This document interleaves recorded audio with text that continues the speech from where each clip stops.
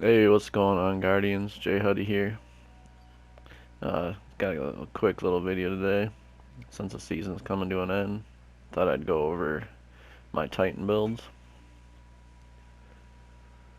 Just want to kind of showcase kind of the stuff I use throughout the season for certain activities. I'm gonna start out. This is my main build right here. We got the one-eyed mask, and I pretty much take this build here into high-level activity, whether it's high-level nightfalls, dungeons, raids, pretty much anything that I need to take seriously. This is the main build. I've been using this build for like 2 seasons now. Kind of the same look and setup and everything. But yeah, I got the one-eyed mask. Grand Side Overshield is definitely very helpful. And then I got the taking charge, so I can get charged with light by picking up orbs of light. The high energy fire to add damage when I'm charged with light. Then we got the supercharged. Gives you 2 additional stacks of charged with light. And the final main mod is charged up. That's going to give me another stack of charged with light. I find this very useful. You know, it adds a lot of damage. And then, like, for my stat increases, I usually always go resilience recovery. So, I don't really care too much about mobility. I just mainly want that resilience. I want that discipline. I got a decent amount of, recovery and resilience. Got a decent amount of discipline, decent amount of intellect, decent amount of strength. Kind of well-rounded outside of the mobility itself, but I get around pretty fine as it is. And then for like some of the middle mods, I got bomber. These 2 mods I use on a lot of stuff. They're very useful. The recuperation and intervention. Um, replenishes health every time you pick up an orb of power, and reduces grenade cooldown when you pick up an orb of power. They come in pretty handy. Um, and then of course for the arms, starting this season, we needed this for whatever like overload, unstoppable, barrier, stuff like that. So that's gonna always be open every season for those.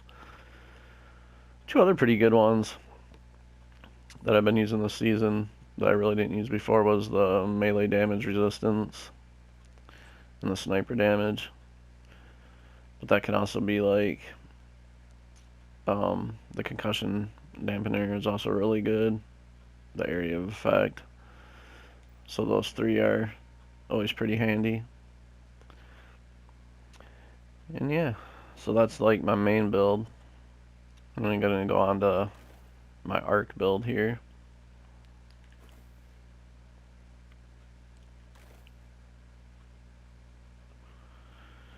Can't remember which ones it is. This is my arc build. Of course, you got the skull for it. I think is the best arc exotic in the game for Titans. Arc melee kills grant health and melee energy, so pretty much anytime you get a arc melee kill, you immediately get it back. So my main use for this is shoulder charge. Just like infinite shoulder charges. It's really fun. I've always used this. This was this was always my main build until I started messing with the charge of light stuff. So yeah, this is if I need to do anything arc itself. On this one, I've also got the radiant light, which is a great mod. Adds 20 to strength. You just gotta pair it with another arc mod, so hands on. Gain bonus super energy from melee kills. Pretty fitting for an arc melee build. And then for the arms, high energy fire. Then I got the 2 slots open if I need it. I got taking charge, charged up, and different one here, Sustain Charge.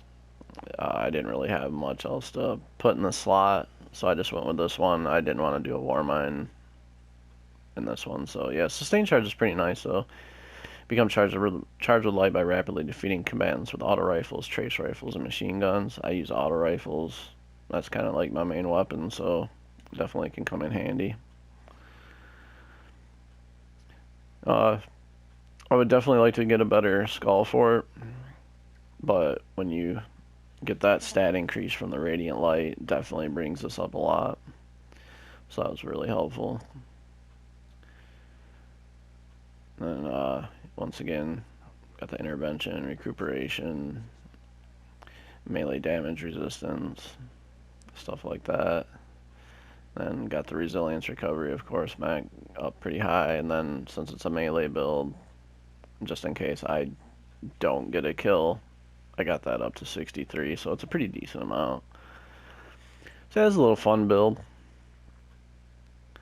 Then from there, we're gonna move on to my main Void build. I've been using this build for a long time also. Went with the Iron Banner look. This is probably one of my favorite looking Iron Banner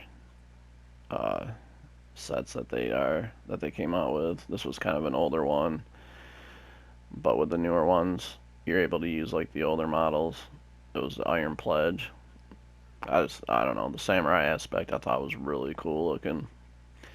And I got this paired up with the Doomfame Pauldrons. Void melee kills, gives super energy, and improves your Sentinel shield. And I will run this with the bottom tree. So you got the shield bash, and you also get the second shield. So as long as you're killing enemies, you're going to get super energy back. It works really great with hordes enemies. So you're just going to constantly have your super for a long period of time.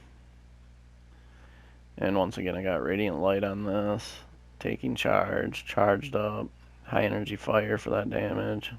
And I also got Powerful Friends, which is another really good mod. You become charged with light. Nearby enemies also become charged with light when they are not already. It gives you 20 to mobility boost. You just gotta pair that up with another arc mod. So I got reduced melee cooldown when using your class ability Outreach. This is a really fun build. You know, if you're going Void, I would definitely say Doomfang is a must-have. I don't really know anything else that I would use other than that, to be totally honest. Alright, moving on from there, we're gonna go to my solar build.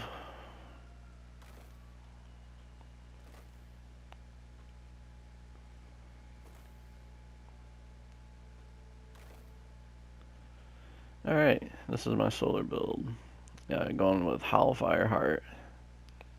Once again, when it comes to solar, I think this is a must-have.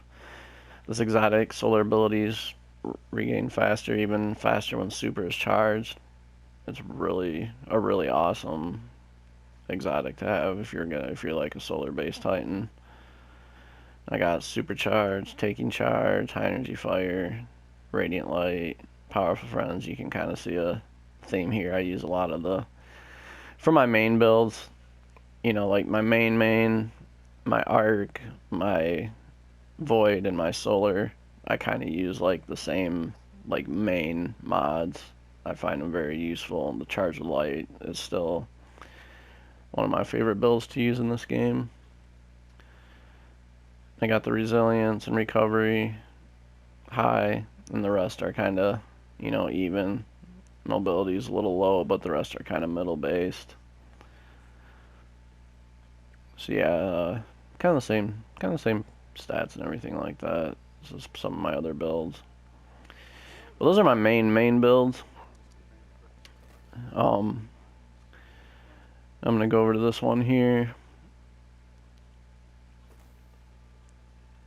I've kind of showcased this build in an earlier video that I did.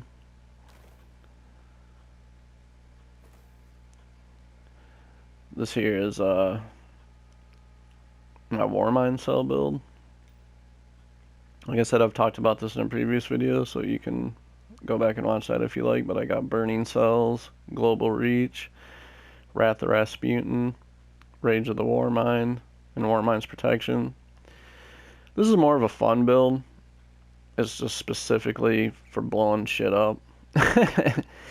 You know, pair it here with 7th Seraph Saw. Then I got my choice of Ikelos SMG, 7th Seraph Shotgun. And then I got the 7th Seraph Carbine and 7th Seraph Officer Revolver, which I use those weapons a lot anyway, so this is definitely a build that can come in handy. I definitely wouldn't take it into like top tier stuff, but you could. You know, the stats are decent. Got 79 resilience, 79 recovery, 74 discipline for that grenade. And if I'm running this build, I'm running it with solar, because any solar explosion damage will also create Warmind cells. So like, say for instance, if I didn't want to run either of these, I could run the Jotun and get cells to pop up. I think that's about it for this one. I could also run Biting Winds. You got that explosive head that'll create them. Let's see here.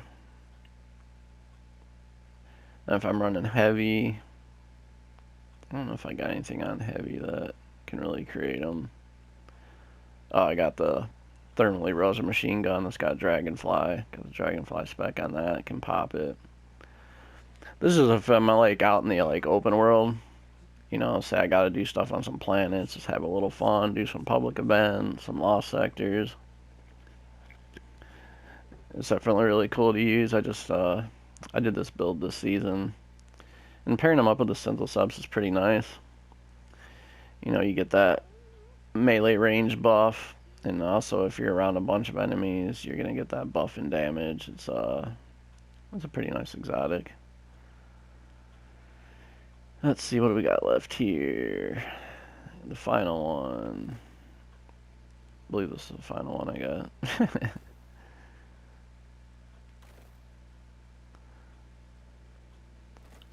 Oops, wrong one. Alright, this one here. This is also another, this is another Warmind cell build. And it's not as good as the other one. This is kind of just like a tinkering around build. But I got the Global Reach. I got the Radiant Light. Cellular Suppression. This one here, I don't really think I talked too much about before, but damage in a Warmind cell creates a burst of suppressing void energy. Additionally, you deal less damage to Warmind cells. So, pretty much, when you shoot a Warmind cell like normally, it's just gonna explode after several hits and cause a bunch of damage. But with cellular suppression, you can shoot that Warmind cell for a long time. I mean, a long time. And that the suppression damage goes a long way. Like, it reaches out. I was like really shocked like how far it can reach and kind of throw your enemies off. It's a really nice perk. We got that with the Rage of the Warmind and Burning Cells also, so when you do explode them, you know, you're gonna get that damage on top of it. This is the last build I kind of made. I usually do 6 builds per character, and kind of like, you know, I have like my main one, like I said, then I have like my 3 main for the different subclasses. There really isn't nothing for the Behemoth yet. I'm kind of hoping they come out with some exotics that'll be kind of specific to that in the future. But my stats aren't too great. They're pretty well rounded. I mean, 40, 69, 73, 53, 53, 46. And I'm pairing those up with the Dune Marchers, which are another really fun exotic. Increases your sprint speed. Sprinting builds up a static charge after melee attacking an enemy. That charge will chain damage to nearby enemies. last season this was a really popular exotic. It was doing quite a bit of damage in Crucible. I can't say that I've seen it or been killed by it too much in Crucible this season, but I'm not sure how well these are doing right now. But yeah, so these are like my main builds here. Kind of the main weapons I've been using this season. Just recently, about halfway through the season, switched over to Malfeasance, one of my favorite exotic hand cannons in the game. No Time to Explain's become one of my favorite pulse rifles in the game. Probably is my favorite pulse rifle in the game. 7th Seraph Carbine. Not a huge fan of this gun, but to get those Warmind cells to pop, I just use it anyways. There's not a ton of great primary auto rifles right now that are really putting out a ton of damage, so you just kind of gotta pick and choose. The Hailing Confusion, a lot of people kind of down on this gun, but I really enjoy it. I find it to be, I mean, it doesn't put out a ton of damage, but it's really fun. The Biting Winds has become one of my favorite bows in the game. When you get that explosive head, it just does a tremendous amount of damage. 7th Seraph Revolver, it's one of my favorite legendary hand cannons in the game. Then we got the High Albedo, which I did a previous review on. I really love this sidearm. Really love it. The combination that I got for this one is Killing Wind Headseeker. It's, man, it just, I mean, it does some serious damage. Then we got the Witherhoard, of course. Kind of can't go anywhere without it. This Witherhoard comes in handy great in the Prophecy. I mean, if you want to clear ads, this is the weapon to use. Then for energy weapons, we got Gnawing Hunger, the Ikelos SMG, 7th Seraph Shotgun, the Xi'an 7 Pulse Rifle. Got this with Dragonfly on the Dragonfly spec, full auto. It's a really fun gun to use. If you're looking for an arc pulse rifle, this is one to go with. The Jotun, I just recently been messing with this. Like if I play trials and people are getting really sweaty, kind of pulled this out. Nation of Beasts, really good arcane cannon. We got the Royal Chase, which I find to be one of the better scouts in the game. And we got the Cloud Strike. Just kind of been messing with that this season. It's really fun. Those precision hits create a massive explosion damage. Then, of course, can't go anywhere without the Falling Guillotine. We got the Crowd Pleaser, which is just an awesome grenade launcher that was introduced this season. The Laminate, the Thermal Erosion. Just recently pulled back out the Wardcliff Coil. I think I'll be using that next season since they're buffing rocket launchers. The Anarchy. This is my go-to weapon for dungeons. It's probably my favorite power weapon in the game. The 7th Seraph Saw. And the Corsair's Wrath for a linear fusion rifle. I was really surprised how good this is. I think this is my favorite linear fusion rifle that's ever been introduced. I got this one with Thresh and Killing Wind. And a Charge Time Masterwork. But yeah, kind of what I do is I always have this amount of set weapons. I leave 2 open slots. I pretty much try and have every type of weapon in the game. The only thing I think I'm leaving out is, what am I leaving out here? I know there's like one weapon that I'm not really using. Oh yeah, trace rifles. I don't use trace rifles too much, but they can be swapped in and out. Like if I need to pick one up, I'll just pick one up for something. But this season I haven't had no need to use them at all. And what I also do is I like to have, for bounties and stuff like that, bounties and like certain nightfalls for burns, I like to have, a couple void, couple arc, couple solar. So I kind of like prioritize my weapons by that, so I'm like always covered. Like, as you can see, I got like arc, solar, arc, void, solar, solar, void. So I got like at least 2 of each, and then usually, you know, one of them I'll have 3 of. And then obviously kinetic, that don't matter, but I like to keep like a diverse amount of weapons on me, so I'm always prepared if I need it and don't always have to like grab stuff from the vault constantly. And then if you guys are curious, these are kind of the ships I have. Kind of my favorite ones. This one from the Halloween event. This is my all-time favorite ship. I love this one. But I do have to admit, this new ship that you get from the Hawkmoon quest, I really like too. It's really slick. Then Sparrows. You know, you can kind of get a gist, but those don't matter. One of my favorite ones is a Micro Mini. I love this little thing, doing flips all over the place. Kind of some of the banners I have here. I usually keep a Crucible, Gambit, Vanguard, and a couple randos. You know, usually grab the ones from the new season.